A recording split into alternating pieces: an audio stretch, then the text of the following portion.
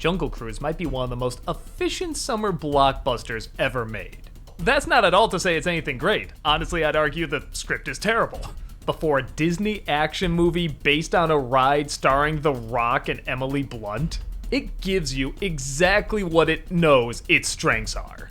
Silly action, corny jokes, weird effects, and incredibly charming actors being incredibly charming actors.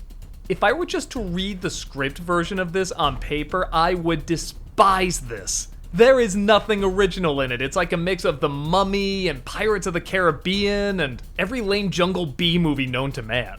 But the directing, editing, and acting all showcase why these people are directors, editors, and actors. They know how to show you what you want to see and do it quickly. Which is impressive because this is almost 2.5 hours, yet it feels like an hour and a half for how efficiently everybody does their job. Emily Blunt and her brother are searching for treasure, specifically a tree whose leaves can heal people. Not surprisingly, they can't get much funding for this because, well, it sounds like a crazy idea, and gasp, she's a woman! Which, okay, that's not overplayed too much, though The Rock does make way too many jokes about her wearing pants. But one person who does believe him is this, I think, German prince played by Jesse Plemons? I'm really not sure why he's a prince in this, but it doesn't matter because his over-the-top accent is amazing. The only accent that might be sillier is Paul Giamatti's in this. He owns the boat of The Rock, who gives, you guessed it, jungle cruises. And yes, just like the ride, he makes a lot of terrible puns, but by God, if there's anyone that can make these terrible puns funny, it is The Rock. I used to work in an orange juice factory, but I got canned. Couldn't concentrate. Yeah, they put the squeeze on me too. Blunt tells them that they need to find this treasure. The Rock, of course, agrees, and they come across all sorts of dangers, including the original army of Aguirre that was looking for the treasure, but now got turned into, okay, yeah, hand-me-down pirate characters, but they're very well-designed hand-me-down pirate characters. Like the pirate movies, there's kind of a theme to what they're transformed into, and it leads to different powers, and yeah, it's clearly a ripoff, but it's a creative ripoff. With that said, these are all the typical jungle action cliche tropes that you would see in a Disney movie like this. That's ripping off another one that's based on a ride.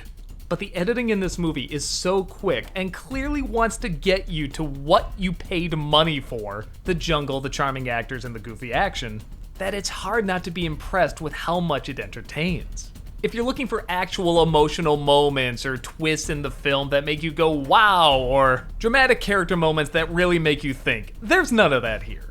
But I don't think people wanting to see the Jungle Cruise movie are really looking for that.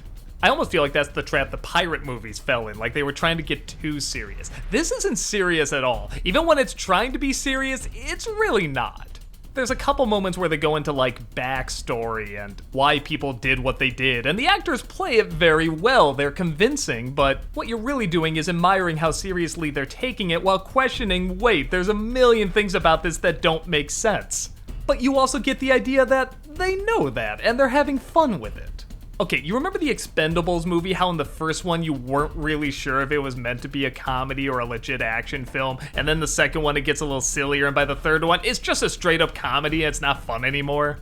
This kinda walks that tightrope. You can tell they know it's silly, but you can also tell they're aware the joke will work if they treat it seriously.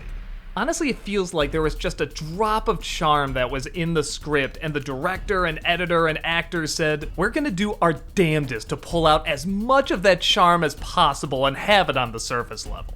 Because anything under the surface level clearly isn't gonna work. And for my money, I think they accomplished that.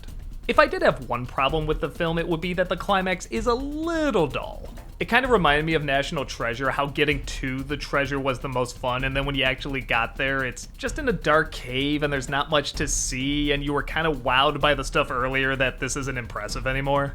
It's not awful and doesn't ruin anything, it's just not that interesting. But outside of that, I had a real good time. The pacing of this film and what it chose to focus on honestly reminded me of a family-friendly Edgar Wright.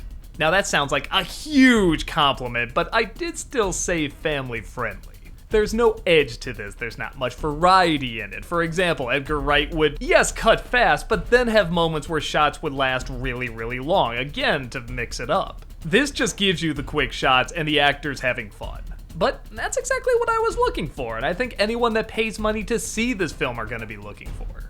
I can't act like it's for everyone or that it isn't ungodly stupid, but it was just right for me, and it felt stupid in all the right ways.